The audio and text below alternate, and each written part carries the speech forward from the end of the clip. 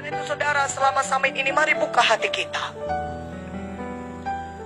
Karena Roh Kudus bisa menguasai kita sedemikian rupa sehingga kita mengenal kebenaran.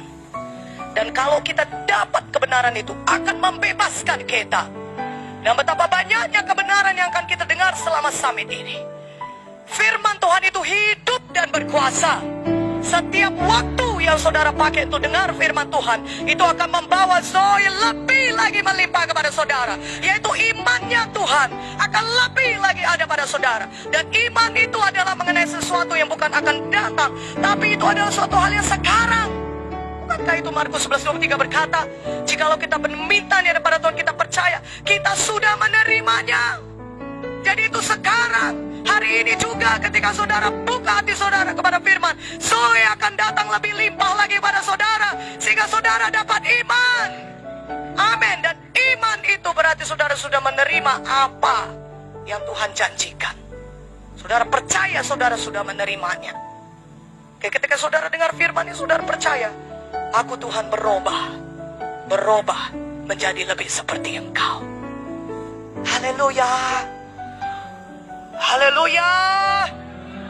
Nah saudara, saya percaya, saudaraku, Tuhan mau kita semuanya bertambah-tambah limpah. Zoe itu dalam kita, itu kehendak Tuhan. Dan rencananya mengubahkan kita menjadi segambar dengan Tuhan. Memang kita belum sempurna, tentu saja. Tentu saja, bahkan mungkin nanti selama-lamanya pun kita tidak akan mungkin menjadi seperti Tuhan. Amin. Ya, gak mungkin, saudaraku. Tuhan tetap Tuhan, haleluya. Tapi kita diubahkan menjadi serupa dan segambar dengan Tuhan. Makin lama makin nyata kehidupan Tuhan itu dalam kita. Seperti kata Ibu Munte, kita tidak melayang-layang, masih ada tubuh kita. Amin. Jadi walaupun kita masih hidup dalam tubuh kita yang sekarang, kalau ada Zoe, ya, ada Zoe itu di dalam kita, maka itu sebenarnya mempengaruhi roh, jiwa, dan tubuh juga. Haleluya. Saudaraku, mari kita biarkan Roh Kudus menguasai kita. Betul-betul kehidupan Tuhan itu nyata di dalam kita, memancar-mancar sampai kepada roh, jiwa, dan tubuh kita. Sehingga kalau orang berbicara kepada saudara, dia diberkati. Karena setiap perkataan yang keluar daripada saudara juga memancarkan kehidupan Tuhan. Perkataan saudara diatur oleh Roh Kudus. Perkataan saudara dikuasai oleh Roh Kudus.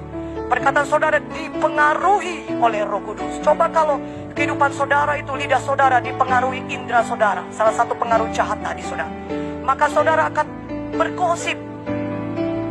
bergosip sepanjang hari. Saudara akan mengata-ngatai orang. Saudara akan suka membicarakan orang. Tapi kalau saudara dikuasai Roh Kudus, setiap kali saudara buka mulut, firman Tuhan yang keluar dari saudara. Ucapan yang membangun orang lain yang keluar daripada saudara. Kesaksian kemenangan yang keluar daripada saudara. Ucapan yang memberkati orang. Haleluya. Yakobus 3 ayat 15 kita baca. 1, 2, 3. Itu bukanlah hikmat yang datang dari atas, tapi dari dunia, dari nafsu manusia, dari setan-setan. Amin. Dan saudaraku, tujuan terakhir dari pengaruh yang manis dari Roh Kudus adalah untuk menjadikan saudara orang rohani, yaitu orang yang memiliki kepenuhan Yesus. Zoe ada di dalam saudara. Zoe kehidupan Tuhan itu limpah dalam saudara. Itulah tujuannya, menjadikan kita orang-orang rohani. Di perjanjian baru, saudaraku, orang-orang rohani sangat dipuji. Ya saudara, tapi setiap orang kita memiliki pilihan kita masing-masing.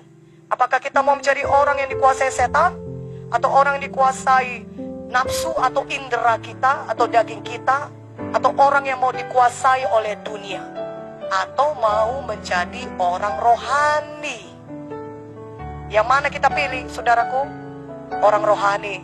Itulah saudara, kehidupan Tuhan limpah dalam kita. Kita jadi orang rohani. Kita dikuasai Roh Kudus. Roh Kudus yang menguasai roh, jiwa, dan tubuh kita. Semua area di dalam kehidupan kita. Semua bidang. Apakah dalam bidang kekudusan? Apakah dalam bidang hikmat? Apakah dalam karakter?